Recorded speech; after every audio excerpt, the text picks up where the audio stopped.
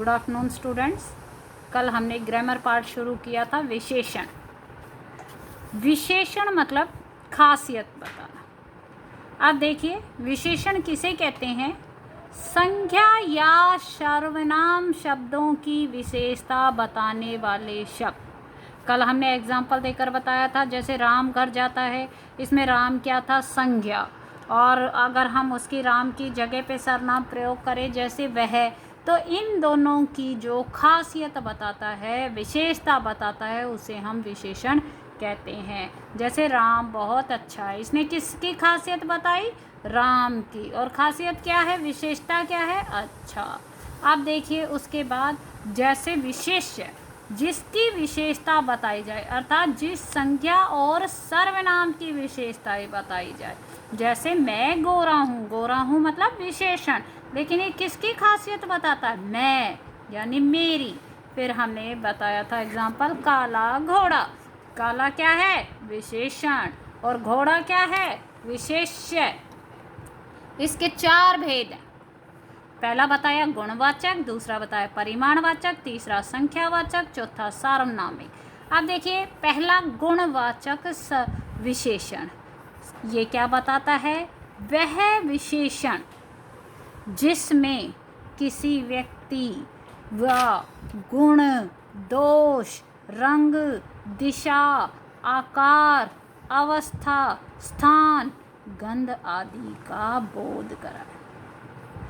वो विशेषण जिसमें गुण, दोष, रंग, दिशा, आकार, अवस्था, स्थान, गंध आदि का बोध कराया जाए।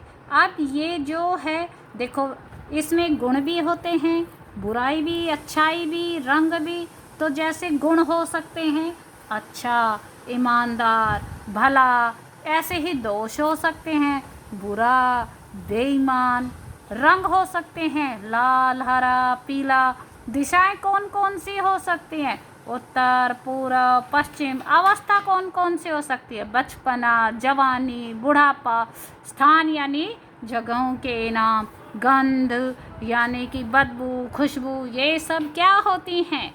ये है इसका गुणवाचक, जो मतलब शब्द किसी व्यक्ति या वस्तु के गुण, दोष, रंग, दिशा, आकार, अवस्था, स्थान, गंध आदि की जानकारी हमें दे, उसे हम क्या कहते हैं? गुणवाचक विशेषण। जैसे वह ईमानदार है, तो वह ईमानदार क्या हो गया? उसका गुण हो गया।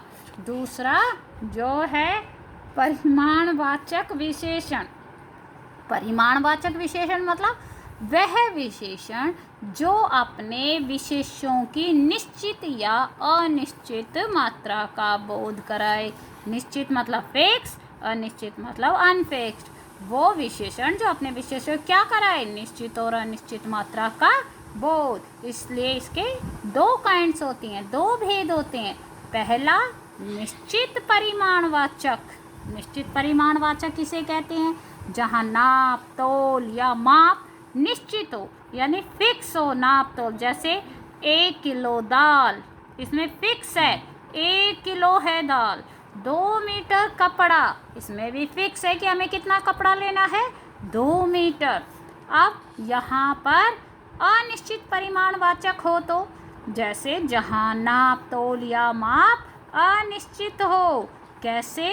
जैसे मैं कहती हूँ कुछ दाल लाओ, कुछ कपड़ा लाओ, तो इसमें फिक्स नहीं है, क्योंकि फिक्स हमने पहले वाले निश्चित में बताया 1 किलो दाल या 2 मीटर कपड़ा। अगर हम कहेंगे कुछ दाल लाओ, तो हो सकता हम 1 मुट्ठी दाल भी लाएं, 2 मुट्ठी दाल भी लाएं, 1 बैग भर कर भी लाएं, तो इसलिए ये फिक्स नहीं है। तो इसे हम क्या कह सकते हैं?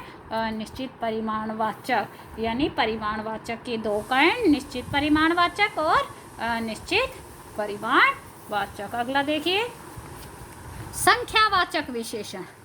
संख्या संबंधी विशेषता यानी काउंटिंग संबंधी विशेषता बताने वाले शब्दों को संख्या, इनकी भी दो काइंड्स होती है, निश्चित और अनिश्चित। जो संख्या निश्चित हो, जैसे 3 कलम, 4 किताब, इसमें संख्या क्या है? 3, 4, लेकिन फिक्स है कि कितनी कलमें हैं? 3, और कितनी किताबें हैं? 4। इसकी दूसरी काइंड है अनिश्चित संख्यावाचक, जहाँ संख्या अनिश्चित हो यानी फिक्स नहीं है। जैसे हम कह सकते हैं सैकड़ों छात्र, अनेक बालक, इसमें काउंटिंग नहीं है। सैकड़ों छात्र मतलब हम उन्हें गिनेंगे तो हो सकता है 2 कम भी हों, 4 ज़्यादा भी हों। तो अनेक बालक, बहुत सारे बालक, काउंटिंग नहीं है। तो ये अनिश्चित और ये निश्चित। तो ऐसे ही संख्या संबंधी कौन सी विशेषता हो गई, इसकी कितने काइंड्स हो गई, निश्चित संख्यावाचक और अनिश्चित संख्या, जिसमें संख्या संबंधी विशेषता हो। चौथा है सार्वनामिक विशेषण। सार्वनामिक विशेषण ऐसे सर्वनाम जो संख्या के विशेषण के रूप में प्रयोग होते हैं।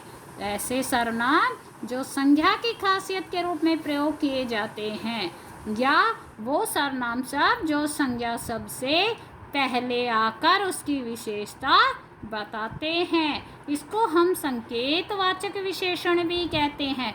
यह घोड़ा मेरा है। मेरा मतलब ये खासियत बता रहा है सर्वनाम की कि यह घोड़ा किसका है, मेरा है। उसका पैर मत छुओ। तो ये देखो, ये क्या बता रहा है, सर्वनामिक विशेषण, यानी ऐसा सर्वनाम जो संज्ञा के विशेषण के रूप में प्रयोग हो, कि संज्ञा की खासियत बता रहा है। धन्यवाद।